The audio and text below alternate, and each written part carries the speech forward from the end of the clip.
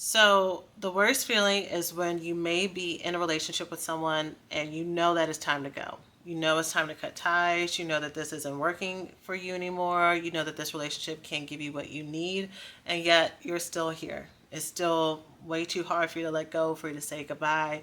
You're afraid of what you may be missing out on. You're afraid that what if I leave and then, this person makes this big change and it's just really hard. In today's video, I'm going to be talking about 3 reasons why it may be hard for you to let go of this person, in hopes by you hearing it and seeing it, it can help you finally make that jump and that change. I have been here. For years, I was in love addictive relationships with people who did not deserve me. Finally, I broke that cycle, and I'm going to tell you how to do that today. Okay, so tip number 1. I learned this tip not only from my own experience for over 10 years in recovery from love addiction and trauma bonded relationships and codependency, but also, by the way, I'm a licensed therapist. And so I've helped women and men across the years, across the country, as a coach and as a therapist, break these cycles. And so the first thing that I learned that was keeping me in relationships longer than I needed to be is that I equated a resource or a feeling that I really desperately wanted to have with that person and being in relationship with them. So a common one that I hear often and that I can also relate to is, if you have this underlying feeling of not feeling wanted, not feeling good enough, not feeling important, not feeling chosen, right? Whether or not it's because of childhood trauma where you were often neglected, maybe you had to earn love in certain ways, maybe you grew up in maybe a codependent or highly enmeshed family pattern where it required you to deny yourself and to forget yourself in order to get love. It required you to kind of be a nobody in a way, and to not be attached to your identity and not be attached to what you want. Whatever. There's a lot of different reasons why, or ways that childhood neglect or childhood trauma can cause us to be in relationships with people who continue to repeat that type of trauma. If you want to hear about that, let me know and I can make another video. But if you equate finally feeling important and feeling seen, finally being in a relationship with someone who thinks that your opinions are important, thinks that your priorities deserve to be listened to and put on the list too, it'll be a lot harder for you to let go of that partnership, because you're losing access to that type of companionship. You're losing access to that type of belonging that you probably haven't felt before. And this could be for those of us who may also have not had a lot of friendships, or maybe we've had friendships with people that turned out to not be that good for us, maybe a lot of frenemies, maybe having the experience of being in a room where you're surrounded by people but still feeling really alone. To be in a romantic partnership that's providing that companionship, even if this relationship is not working for you the way that you want, it is that much harder for you to let go, because now you're not just losing a person that you know, you're losing, if not your best friend, your only friend, right? Or the person that really gets you. And so if I make something that happens when we can be in love addicted relationships, which is where you will mistake the person, the obsession about a person, a relationship, or the fantasy of who that person or relationship could be, you're mistaking that intense feeling for love. With those types of relationships, it's easier for us to make this person our everything, to romanticize the honeymoon like 10 times more, to make it bigger than it actually was, because to be loved, to be seen, to be held, to be chosen equates to safety. And so this relationship is kind of giving me some safety that I didn't have before. And the mistake in that is, usually a relationship like this, if you're watching this video, chances are this relationship is one that's causing you a lot of emotional turmoil. It's causing you a lot of sadness, maybe a lot of confusion, some frustration. You're wondering if you are good enough. Are you actually getting the amount of attention in the ways and the frequency and in the amount that you actually want, or is this kind of better than nothing, or is better than what you have in your head will be there if or when this person is gone?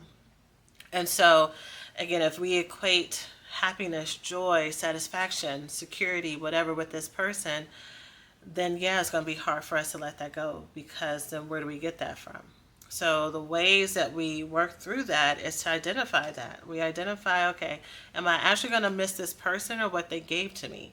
And sometimes that could be a hard honest truth for us to say, especially if we consider ourselves to be like loving and giving and compassionate people, and we're so used to denying our own needs. So to have like to ask ourselves a question around what is this relationship giving me, there might be an automatic response to be like, well, nothing, I'm just here because I love them. And like almost like it's bad for you to receive things from people.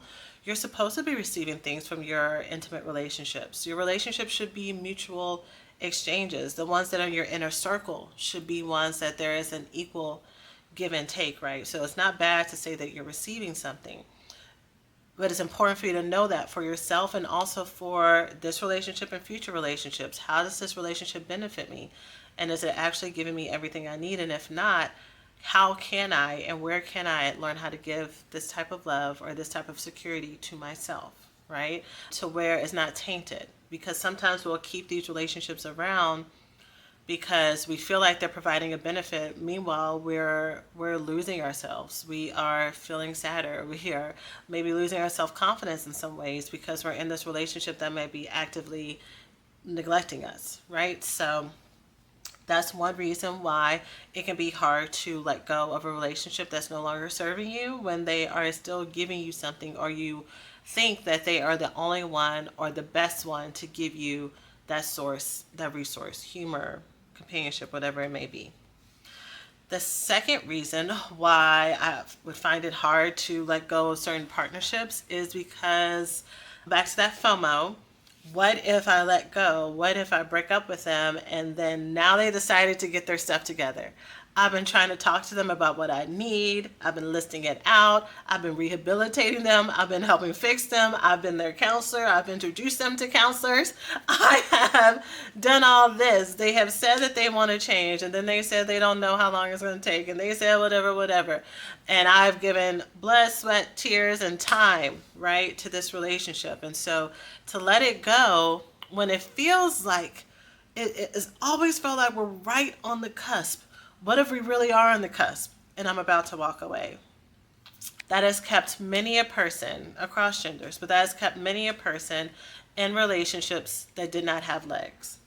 Because you are hoping that your story is part of the story of people who had a healthy partnership.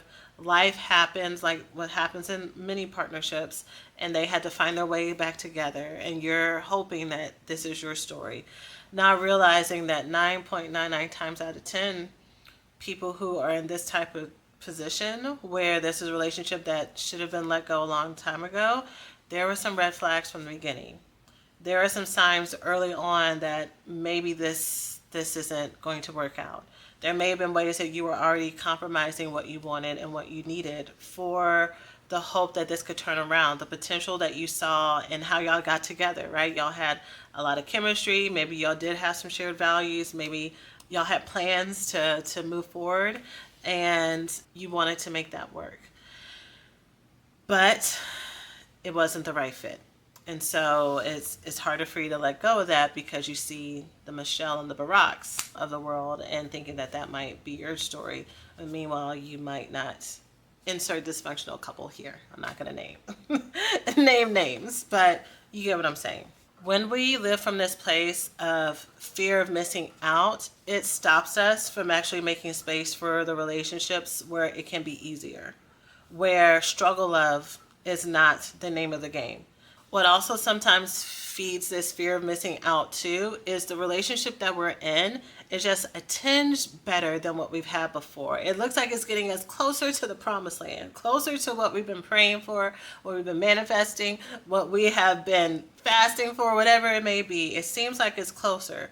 So to let go of this, it looks like we would be missing out on this thing that we have co-created, that we've worked so hard for. But what's actually happening is this person is taking up space. This person's taking up space not only in your life, you're taking up space in their life for someone who can come in and be a better fit. The relationships that you have that are a tinge bit better are not the ultimate destination. They're a sign. They're like markers that you're going in the right location, you're going in the right direction, right? It's like you're walking a path. And these relationships with people who are just a little bit better, they're the yellow flags telling you, okay, yeah, great. this way, keep walking this way, keep walking this way, right? They're not meant for you to pause and set up camp. You know, these relationships are experiences for you to know what it's like to choose yourself and to know that there is enough for you to break part of that generational pattern, generational curse, whatever it may be better for you to say, generational trauma of people telling you and telling people before you that this is the best that love and life and relationships can offer you. You know, that's just how men are. That's just how women are. That's just how relationships are. Is that what you want to live by? Is that a truth that you want to accept for yourself? Or does the change start with you? Right? So maybe what I'm missing out on is what has always come before me, and I'm elevating to something better and someone better. Right? Even if that someone better is really just myself, my relationship with myself. The third reason why it can be hard to let go of relationships that are not deserving of us is, this is kind of connected to the other ones too, is believing that we're not good enough to have what we want, to believe that we're not deserving of it, to believe that somehow the relationship that we have is an anomaly. So whether or not it is based on our own self-worth, feeling as if we're not, smart enough, tall enough, pretty enough, skinny enough, thick enough, wherever you are in wherever those negative body thoughts can be. Or if it's not even about your worth, but about what you've seen when it comes to relationships, right? Like, good relationships are few and far between. Good men, good women are few and far between. So it's better for me to have this versus not really anything at all. And you will, if you're watching this, you will either know this from current experience or in the past. The wrong relationships will break you down while you're trying to fix them up. The wrong relationships will break you down while you are trying to fix them up. So while you're trying to rehabilitate this life raft that has holes in it, you're trying to tape it up. Meanwhile, you're getting all harried and frazzled, right? Dang near drowning, trying to get this life raft together. Meanwhile, there could be another watercraft that's going right next to you that's perfectly stable, that will give you a chance to rest, give you a chance to actually enjoy this stream that you're supposed to be flowing in, the stream of life, instead of you having to put out one fire after another. You deserve to be in relationships that are easier, and it gets to be easier for you as long as you know that you are the one that's special. Your relationship, the people that you've been with, those relationships have been special because you've been a part of it, right? Going back to the first one, so if you're thinking that someone is bringing something to your life that you haven't had access to, then you get to find that resource for yourself. But you are just as good enough. You are just as worthy. There's nothing that this relationship gave you that made you more worthy or more deserving than you were from the beginning, right? You just, hopefully you're exiting knowing yourself more, knowing what you have available to give, knowing what your standards are so you can bring that into your next partnership. Okay? So I hope that you found this helpful. Let me know which one of those relates to you the most in the comments. If there's anything about what I've shared that you want to know more about, please let me know.